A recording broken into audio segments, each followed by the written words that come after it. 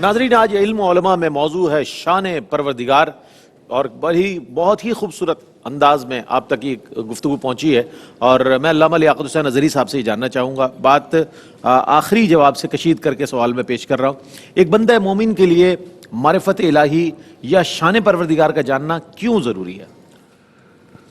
دیکھیں، وہ ہمارا خالق و مالک ہے، وہ ہمارا الہ ہے، اس نے ہمیں پیدا کیا، اور جتنا زیادہ ایک بندے کا ذوق و شوق ہوگا جیسے اس کو نام سے پکارا جائے، اور فرمایا کہ جس نام سے بھی پکارو گے، قُلِ اللَّهَ اَوِ الرَّحْمَنَ أَيَّمَّا تَدْعُوا فَلَهُ الْأَسْمَاءُ الْحُسْنَى۔ کیا بات! فرمایا کہ جس نام سے بھی اسے پکارو گے وہ مالک و مولا تمہاری بات کو سنے گا۔ بے شک۔ کچھ لوگوں نے آقا دو جہاں صلی اللہ علیہ وسلم کی بارگاہ میں عرض کی یا رسول اللہ صلی اللہ علیہ وسلم، آپ فرمائیے کہ وہ ہمارا رب ہے وہ کہاں ہے، اور اس کی کیا کیفیت ہے، وہ کہاں بیٹھتا ہے، کہاں رہتا ہے؟ تو اللہ کے نبی صلی اللہ علیہ وسلم نے فرمایا کہ اس کا کوئی جسم نہیں ہے، اس کی کوئی جسمانیت نہیں ہے، اس کا کوئی مکان نہیں ہے، لیکن وہ تم سے کتنا دور ہے؟ تو رب تعالیٰ نے قرآن نازل فرمایا وَإِذَا سَأَلَكَ عِبَادِي عَنِّي فَإِنِّي قَرِيبٌ نحن اقرب الیہ من حبل الورید۔ فرمایا میرے بندوں کو بتا دیں کہ میں ان سے دور نہیں ہوں، میں تو ان کی شرک سے زیادہ قریب۔ وہ پکاریں تو رب تبارک و تعالیٰ کو جیسے علامہ صاحب نے فرمایا کہ اس کے صفاتی ناموں کے ساتھ پکارا جائے، ادعونی استجب لکم۔ جی ہاں، ادعونی استجب لکم۔ صحابہ کرام، صوفیاء کرام نے یہی فرمایا کہ جو رب تبارک و تعالیٰ کا وصف ہے اس صفتی نام سے پکاریں گے تو اس کے اثرات و برکات انسان میں ہوں گے۔ اور پھر ایسا بھی ہوا ہے کہ ایک بندہ رب تبارک و تعالیٰ کا اتنا تابعدار ہو جاتا ہے کہ حدیث قدسی ہے کہ رب تعالیٰ فرماتا ہے فَكُنْتُ سَمْعَهُ الَّذِي يَسْمَعُ بِهِ۔ اللہ اکبر۔ اس کی جو ذات، اس کی جو صفات ہے، فرمایا کہ وہ اس بندے کے اندر اجلال نور جو ہے رب تبارک و تعالیٰ کا آتا ہے، وہ عمل بندہ کر رہا ہوتا ہے لیکن قدرت فرما ہوتی ہے رب تبارک و تعالیٰ کی۔ اللہ اللہ۔ اس سے ان جیسا کہ آپ نے افعال، پہلے مثال دی وَمَا رَمَيْتَ إِذْ رَمَيْتَ وَلَكِنَّ اللَّهَ رَمَى۔ بالکل۔ تو یہ رب تبارک و تعالیٰ کے صفات کا مظہر تبھی بندہ بنتا ہے کہ وہ اس کی طرف متوجہ ہوتا ہے۔ اور سب سے بڑی بات ہے، جیسے ہم جسمانیت کی بات کر رہے تھے، کچھ لوگ اس پر گمراہ بھی ہوئے، انہوں نے رب تبارک و تعالیٰ کے لیے جسم مانا، جسمانیہ فرقہ بنا، اور کچھ لوگ جو ہے وہ جبریہ بنے، کچھ قدریہ بنے۔ یہ تمام کی تمام چیزوں کو ایک طرف افراط و تفرید کا شکار ہوئے، لیکن بحمداللہ تبارک و تعالیٰ ہمارے علماء اہل سنت نے عقائد اہل سنت کی کتابوں کے اندر، کیونکہ یہ اتنی احتیاط کی چیز ہے کہ اس کے اندر گفتگو کرتے ہوئے بھی ڈر لگتا ہے کہ آپ ذرا سا آپ نے لفظ کو ادھر سے ادھر کر دیا تو مشکل کے اندر ہو جائیں گے۔ تو کسی بھی اعتبار سے فرمایا کہ رب تبارک و تعالیٰ کا نہ کوئی جسم ہے، نہ کوئی ایسی چیز ہے، بلکہ وہ اپنی ذات میں، اپنے وجود میں، اپنی صفات کے اندر بالکل خدا وحدہ لا شریک ہے، وَلَمْ يَكُنْ لَهُ كُفُوًا أَحَدٌ۔ دوسری یہ ہے کہ ایک اس کا وصف یہ ہے کہ جیسے علم کی بات کی، قدرت کی بات کی، تو ادراک لا تدرک الابصار ولا یدرک الابصار، فرمایا کہ وہ کسی کے احاطے میں نہیں آتا ہے، بے شک، نہ اس کو کوئی محدود کر سکتا ہے، نہ کسی چیز کے ادراک میں ہاں اس کا جو ادراک ہے اس نے ہر چیز کو گھیرا ہوا ہے۔ سبحان اللہ، سبحان اللہ، سبحان اللہ۔ یہی بات کرتے ہیں نا رؤیت باری تعالیٰ کے حوالے سے، تو فرمایا کہ ادراک ایک الگ چیز ہے اور رؤیت ایک الگ چیز ہے۔ اسی طرح رب تبارک و تعالیٰ کی ایک صفت متکلم ہے کہ وہ اپنے بندوں سے کلام کرتا ہے، اور پھر حضرت موسیٰ علیہ السلام کو رب تبارک و تعالیٰ نے موسیٰ کلیم اللہ بنا دیا۔ تو یہ رب تبارک و تعالیٰ کی صفت قدرت کو دیکھیں، صفت علم کو دیکھیں، صفت ازلیت کو دیکھیں، ابدیت کو دیکھیں، اس کا سمیع اور بصیر ہونا۔ ابھی ہم وقفے میں بات کر رہے تھے کہ کچھ چیزیں ایسی ہیں، مثال کے طور پہ اس کا رحمان ہونا، اب یہ مثال کے طور پہ خاص اس کا وصف ہے۔ قرآن مجید کے اندر ایک لفظ ہے عالم الغیب، عالم الغیب کا لفظ جو ہے اعلیٰ حضرت امام اہل سنت نے فرمایا کہ ہم حضور علیہ السلام کے لیے علم غیب مانتے ہیں، لیکن لفظ عالم الغیب جو ہے اسپیسیفک، فرمایا کہ یہ کسی دوسرے کے لیے نہیں بولا جا سکتا ہے، یہ خالصتاً رب تبارک و تعالیٰ کے لیے ہے۔ رب تبارک و تعالیٰ کے یہ اوصاف ہیں، اور جتنا زیادہ بندہ اللہ تبارک و تعالیٰ کے ناموں کو پکارتا ہے، اس کو یاد کرتا ہے، اتنا زیادہ رب تبارک و تعالیٰ کا قرب حاصل کرتا ہے۔ اسی لیے صوفیاء کرام جو ہے وہ رب تعالیٰ کے ناموں کے وظیفے دیتے ہیں، فرمایا کہ یہ چیز پڑھو، اتنی بار پڑھ لو، یہ اتنی بار پڑھ لو، سبحان اللہ، سبحان۔ یہ ہے بات، دیکھیں جو علماء حضرات سے پہنچتی ہے، آپ یہ سمجھتے ہیں کہ جناب کسی سے کوئی وظیفہ لے لیا جائے، لیکن آپ کیوں نہیں اس بات کو سمجھتے کہ آیا اگر قرآن سے جو اللہ رب کریم کے اسماء الحسنہ ہے اس کے حوالے سے اگر آپ خود جان لیں گے تو کتنا ہی کچھ آپ پر کرم ہو جائے گا۔ کالر کو شامل کرتے ہیں۔ السلام علیکم ورحمۃ اللہ وبرکاتہ۔ وعلیکم السلام جی جناب، ورحمۃ اللہ جی وبرکاتہ. فرمائیے.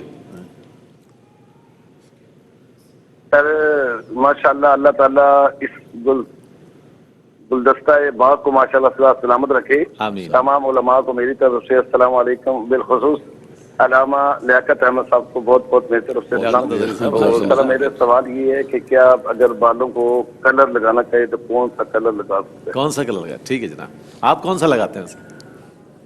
بہت شکریہ آپ کا. جی صاحب کیا کہیے گا کچھ یہ کلر لگانے کے حوالے؟ کلر اور خضاب کے حوالے سے دیکھیں بہت ساری روایات ملتی ہیں. مہندی لگانا اور یا ایسا کلر جو مہندی کلر سے ملتا ہے، اور پھر اس میں ڈارک براؤن جو کلر ہے اس کے اندر بھی چونکہ دو چیزیں ملا کر اس کو لگایا جاتا ہے تو یہ ہے.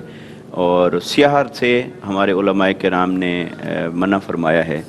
البتہ یہ کہ روایات دونوں طرف ملتی ہیں، اور یہ بھی ہے اس میں دیکھا جائے گا کہ بعض مواقع پر جو آقا علیہ الصلوۃ والسلام سے روایات مروی ہیں کہ کسی کو سیاہ کلر لگانے سے منع فرمایا اور کسی کو اجازت دی، اس کا مواقع کے ساتھ بھی تعلق ہے. اچھا. کہ موقع کیا تھا. اس کا اس فرد کی عمر کے ساتھ بھی تعلق ہے. ٹھیک ہے. مثلا جنگ کے مواقع تھے، کہیں جا رہے تھے، تو اگر جہاد کے لیے جانا ہے تو پھر ایسا لگنا ہے کہ واقعی جوان ہیں، اور لہٰذا وہ موقع محل کی مناسبت سے بھی اور افراد کی مناسبت سے بھی. لیکن ہمارے علماء کرام نے جتنے اس میں فتاوی جات ہیں اختلاف کے باوجود، اس میں یہ ہے کہ مہندی کلر یا ڈارک براؤن یہ لگائیں، اس میں حرج نہیں ہے، لیکن سیاہ سے ہمارے علماء کرام نے منع. ایک اور کالر ہے ہمارے ساتھ. السلام علیکم.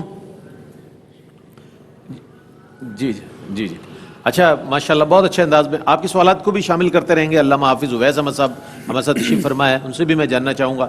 حضرت یہ فرمائیے کہ ہمارے ہاں الفابیٹ سکھائے جاتے ہیں، بچوں کو اسٹینزاز سکھائے جاتے ہیں، بہت ساری چیزیں دیکھا. بیٹا موبائل ایسے چلتا تھا، میرے بیٹے کو موبائل چلانا آتا ہے، یہ تو سارے اینڈرائڈ سیٹ چلا لیتا ہے. اللہ کے نام کیوں نہیں سکھائے جاتے تاکہ اس کی برکتیں بھی حاصل ہو اور اس کی معرفت بھی حاصل ہو؟ کیا فرمائیں؟ بہت اچھی بات آپ نے کہی. دیکھیں میں نے شروع میں ذکر بھی کیا کہ اللہ کے صفاتی نام ہے اور حضور کی بشارت ہے کہ جس کو یہ یاد ہوں گے وہ جنت میں ضرور جائے گا. کتنی بڑی بات ہے یہ. اچھا دوسری طرف یہ کہ آپ اگر دیکھیں کہ جب ہم قرآن پاک کھولتے ہیں تو اس کے پہلے صفحے سے بھی پہلے جو گتے پہ اللہ کے نام لکھے ہوتے ہیں وہ بڑے معنی خیز ہیں. اس لیے کہ جو اللہ کے 99 نام ہیں نا، اس میں پورا قرآن بند ہے. بے شک بے شک. آپ دیکھیں نا، اللہ کی ایک صفت ہے رحمان، تو پورا قرآن آپ کو رحمان کا تعارف کرائے گا کہ اس کی رحمت کیسی ہے. سبحان اللہ. اللہ کا نام ہے رزاق، تو پورا قرآن بتائے گا اللہ یبسط الرزق لمن یشاء ویقدر. اللہ رزاق کیسا ہے، مالک کیسا ہے، ذوالجلال کیسا ہے، ذوالاکرام کیسا ہے. تو اس اللہ کے جو صفاتی نام ہیں اگر اس میں پورا قرآن بند ہے تو سمجھیں اللہ کے 99 ناموں میں ساری کائنات بند ہے. کیا بات، پھر تو سب اس میں آ گیا نا. بے شک بے شک. تو اس لیے یہ ایک ایک نام سے نا بندے کو اگر محبت ہو جائے، اللہ کے غفور ہونے سے محبت ہو جائے، وہ بخشا جائے گا. سبحان اللہ. اس کے شکور ہونے سے محبت ہو جائے، اس کے شکر قبول ہو جائیں. اللہ اللہ اللہ، کتنا رحمان ہے وہ. سبحان اللہ، کتنا مہربان ہے بندوں پر، کتنا وہ مہربان ہے اپنے بندوں پر. تو یہ آپ نے بڑی اچھی بات کہی. الحمدللہ ہمارے ہاں مدارس میں یہ نام بچوں کو سکھائے بھی جاتے ہیں، لیکن والدین یہ سمجھتے ہیں کہ یہ بچوں کے لیے کیا کریں گے اس کا یاد کریں. یہ ہماری زندگی کا نصاب ہے. میں نے کئی اداروں کے اندر دیکھا کہ انہوں نے پوری ایک کتاب میں 99 ناموں کی تشریح وہ بچوں کو پڑھا رہے ہیں. یہ کتنی اچھی بات ہے. تو آج جو ہمارا پروگرام سننے والے نا شان پروردگار پہ، وہ سمجھیں کہ یہ ان کے لیے خاص ایک تحفے کے طور پہ آپ کا یہ سوال اور جواب پہنچ رہا ہے کہ وہ آج کے پروگرام سے یہ طے کر لیں کہ انشاءاللہ یہ 99 نام یاد کریں گے اور اللہ کی بارگاہ میں پڑھتے رہیں گے. اگر یہ 99 نام اللہ کی بارگاہ میں کوئی روزانہ پڑھتا ہے تو صوفیاء کرام فرماتے ہیں اللہ کی ساری صفتوں کا مظہر بن جاتا ہے. سبحان اللہ. کالر ہے ہمارے ساتھ. السلام علیکم. وعلیکم السلام. جی سوال بتائیے گا. جی سر میرے 4-5 سوال ہیں. پہلا سوال یہ ہے کہ جو قرآن سر پہ رکھتے ہیں مطلب رخصتی کے وقت، اچھا ٹھیک ہے، وہ جائز ہے یا نہیں؟ ٹھیک ہے. دوسرا سوال. اور بلی اٹھانا یا کمرے میں بلی رکھنا کھلونے کے طور پہ، کیا وہ جائز ہے؟ اچھا. اور اچھا علامہ لیاقت صاحب کیا فرمائے گا؟ سر پر قرآن رکھا جاتا ہے تو اس کے حوالے سے وہ پوچھ رہی ہیں کیا مناسب؟ ہمارے ہاں ایسا ہوتا ہے کہ رخصتی کے وقت جو ہے بچی کو، یہ ہمارے ہاں اس کو نیک شگون سمجھا جاتا ہے کہ بچی کو قرآن کی آغوش پہ اور قرآن کے سائے میں رخصت کیا جائے. اس کو منع تو نہیں کہیں گے, یہ اچھی چیز ہے, لیکن صرف قرآن کے سائے میں رخصت کرنا ہی بڑی چیز نہیں ہے. اس کو قرآن پڑھنا آتا ہے یا نہیں آتا ہے؟ جو قرآن نے بچیوں کو تعلیمات عطا فرمائی ہیں وہ چیز کا بھی پتہ ہے کہ نہیں پتہ ہے.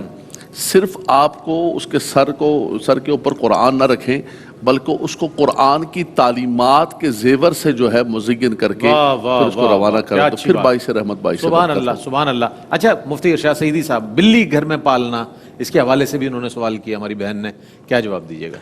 جی, بلی گھر میں پال سکتے ہیں, اس میں کوئی حرج نہیں ہے.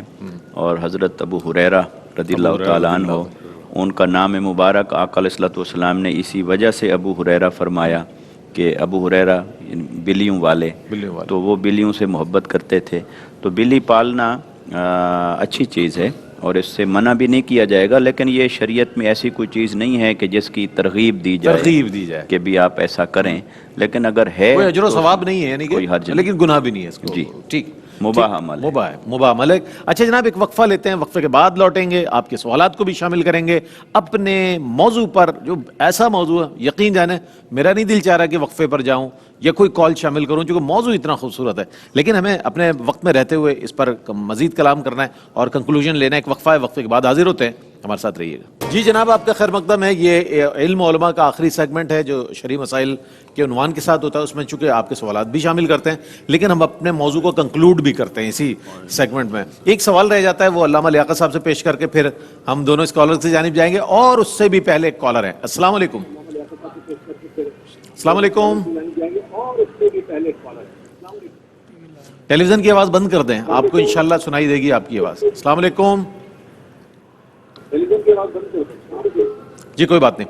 اچھا علامہ صاحب, یہ فرمائیے گا کہ بہت سارے لوگ نام جیسے عبد الرحمن, عبد الرؤف, بہت سارے نام رکھے, اس پر نام اللہ کے ناموں پر نام رکھنا کیسا ہے اور اس کی کتنی برکات حاصل ہوتی ہیں؟ دیکھیے کیونکہ لوگ عجیب عجیب نام رکھنے شروع کر دیے. جی, جیسے علماء کرام نے بار بار اس چیز پر زور دیا کہ رب تبارک و تعالیٰ کی جو صفات ہیں ان صفات کو پڑھیں گے آپ یا کسی بھی اعتبار سے ان سے متعلق ہوں گے تو اس کی برکات ہوں گی. یا جیسے یا رزاقو ہے, تو اسی طرح جو ہے بچوں کے نام نبی کریم صلی اللہ علیہ وسلم نے خود ترغیب دی ہے کہ اپنے بچوں کا نام جو ہے وہ عبد الرحمن رکھو, اپنے بچوں کا نام جو ہے وہ عبداللہ رکھو, تمہارے گھر کے اندر محمد نام کے ہونے چاہیے.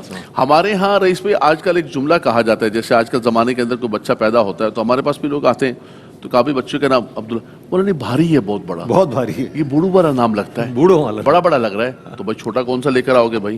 اچھا اللہ کا نام تو بڑا ہی ہوگا, چھوٹا کون سا والا؟ لوگ یہ نہیں دیکھتے کہ اس کی برکات کیا ہیں, اس کا معنی کیا ہے, اور پھر اللہ تعالیٰ محفوظ فرمائے وہ علامہ گوگل سے نکال کے اپنی مرضی سے لے کر آتے ہیں, اس کے نہ کوئی معنی نہ کوئی مفاہیم پتہ ہے. ہاں بالکل. کل مثال کے طور پر جو ہے وہ کل ایک بندہ آیا کہ لگا فی ہا فا کیا, بولا یہ فی ہا جو ہے نا یہ نام رکھ لو. ابھی میں نے کہا یہ فی الگ ہے, ہا الگ ہے, یہ دو لفظ الگ ہیں. بولا نہیں قرآن کے اندر ہے نا فی ہا فا کیا, زیرو میٹر نام رکھنا چاہ رہے ہیں. یہ جملہ جو آپ نے کہا زیرو میٹر نام, very unique and new name and zero meter name, کہ بھائی کسی کا نہ ہو خاندان میں محلے میں, تو اس کے بجائے چونکہ آج اللہ تبارک و تعالیٰ کی صفات کا ہم بات کر رہے ہیں تو اپنے بچوں کے نام جو ہے رب تبارک و تعالیٰ کی صفات کے نام کے ساتھ رکھیں. اس میں یہ ہے کہ عبد لگائیں, ساتھ عبد لگائیں, عبد الرحمن لگائیں, عبداللہ لگائیں. اچھا پکارنے کے لیے آپ کوئی نک نیم رکھنا چاہتے ہیں تو کوئی اچھا نام رکھ لیں, لیکن آپ کا جو پراپر نیم ہونا چاہیے وہ بابرکت ہونا چاہیے, اور اس نیم کی برکات دنیا میں بھی اور میدان معاشر کے اندر انشاءاللہ. ہمارے ساتھ ایک کالر ہے. السلام علیکم. وعلیکم السلام. جی سوال بتائیے گا.